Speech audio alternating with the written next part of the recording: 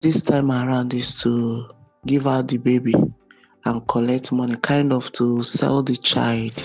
Beauty, bruises, and becoming. Hello, beautiful people. My name is Dianamond Podcast, your host on Beauty, Bruises, and Becoming, the Dianamond Podcast. You would recollect that during our previous episode, we had an amazing guest. She came here, a single mom of one.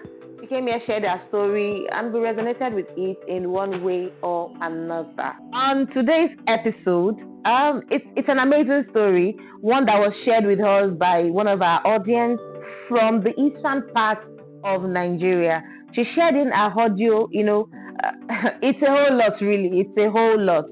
And we'll take this in bits and pieces until we are able to conclude on this particular story. This is the story of Nneka. As each of the audio unfolds, you will understand why I have said that about her. So the next voice that you will be listening to will be the voice that we got from Nneka. Sit back, relax. It's going to be a smooth sail from here. We'll be right back. Beauty, bruises, and becoming. Welcome back. If you're here, keep it locked.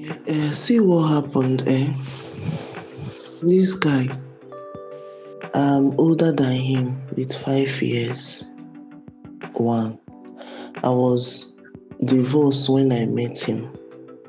Though I told him when he was asking me to allow him, that he wants to spend the rest of his life with me and all that, when he was asking me out, in fact.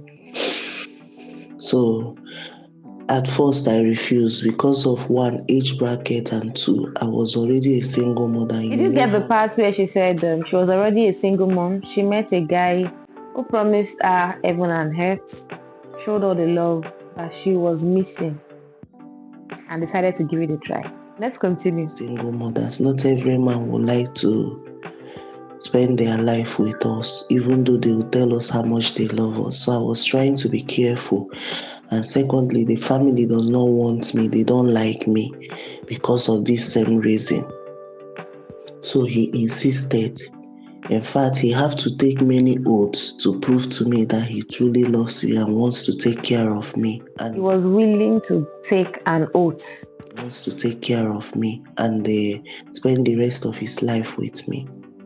As time goes on, I have to fall in love with him. Now, this guy I'm in love with is not doing anything. He's not even capable of buying his own stuff, not to talk of me.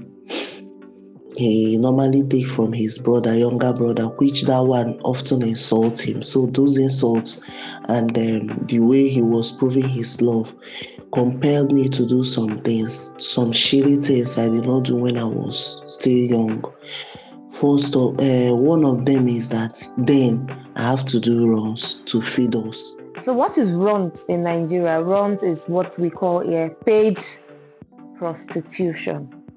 As I was saying, the things that I did in order to see us running, because that time my children were so small. My daughter was barely 3 years and my son was barely 5 years and when I did all these things. But when I met him, my daughter was just 2 years plus and my son was 4 years plus. He was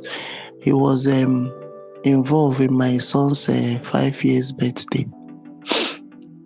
So it was as if he was their father. In fact, my daughter grew up calling him daddy without knowing that he was not her father.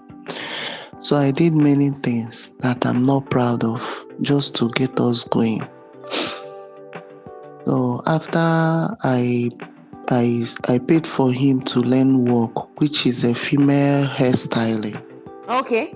So aside doing runs to feed, she did runs to gather money to help the man learn a trade. An achievement, it was breakthrough. So I stopped doing runs. That was 2011, 2012, thereabout. 2012. So I stopped doing runs since that time. I now focus on our relationship. because I believe that he have learned the work, and the agreement was that if he learned the work, he will now teach me properly because I have knowledge of the work. Then he will now teach me everything so that we will run it as a family business while taking care of our problems.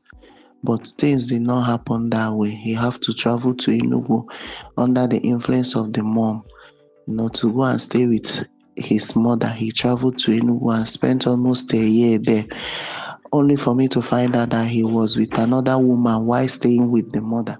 Okay, in case you missed a part of where we started from, my guest, Nneka, was a single mom of 2 until she met the second ex-husband now.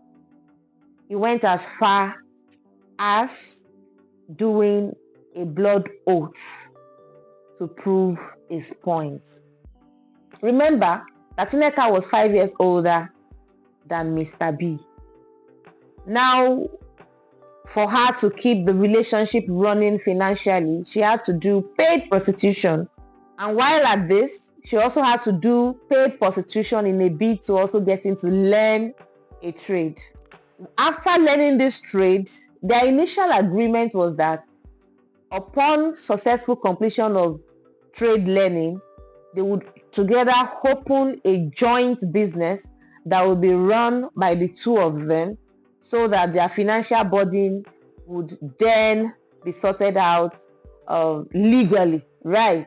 Suddenly, Mr. B decided to travel to Enugu to stay with his mom.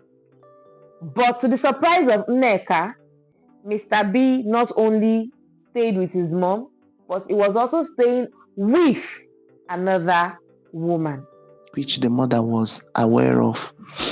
The name of the girl was Izoke Chukwu.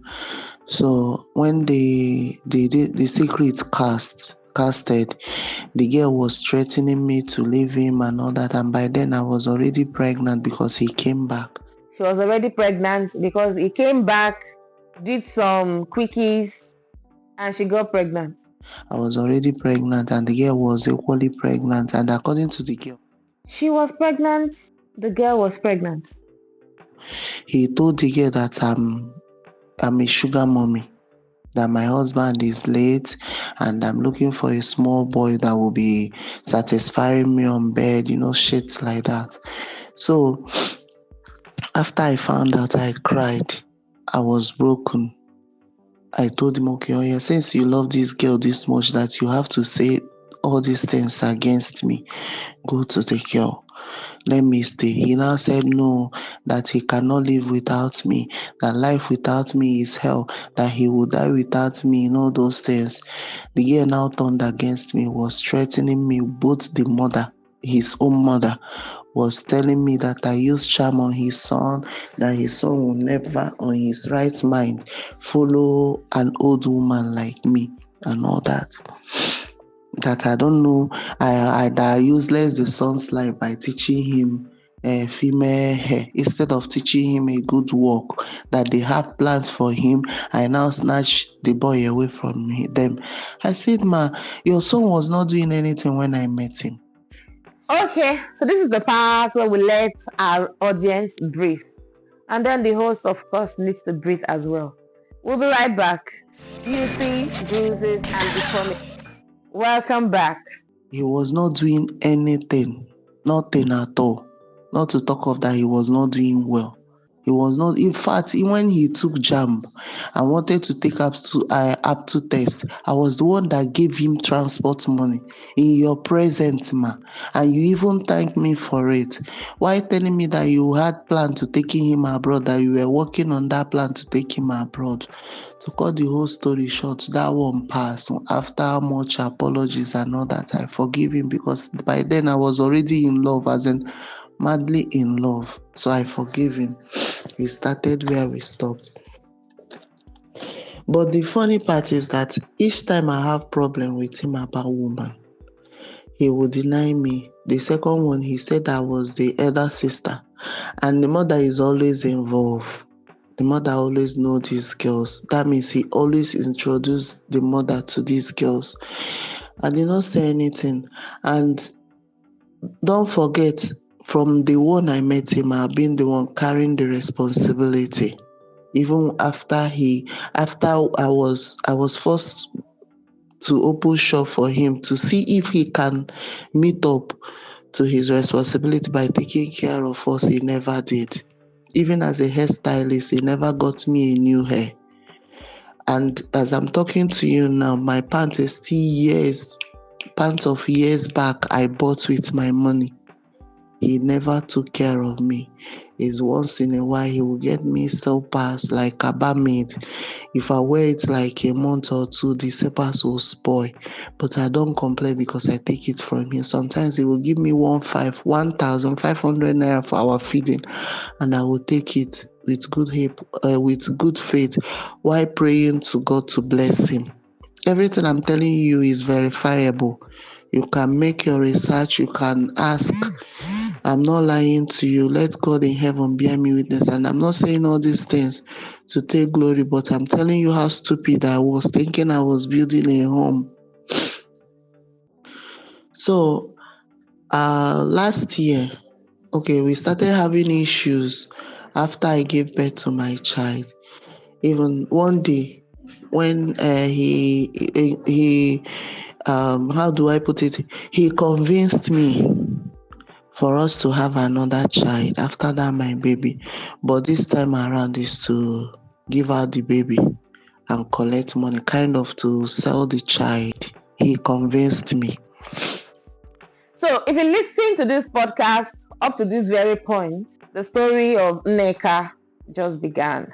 Now we are the part where the man came back, Mr. B came back and persuaded her to get pregnant a second time for him. Remember that she had 2 from her previous marriage and already she had 1 with Mr. B.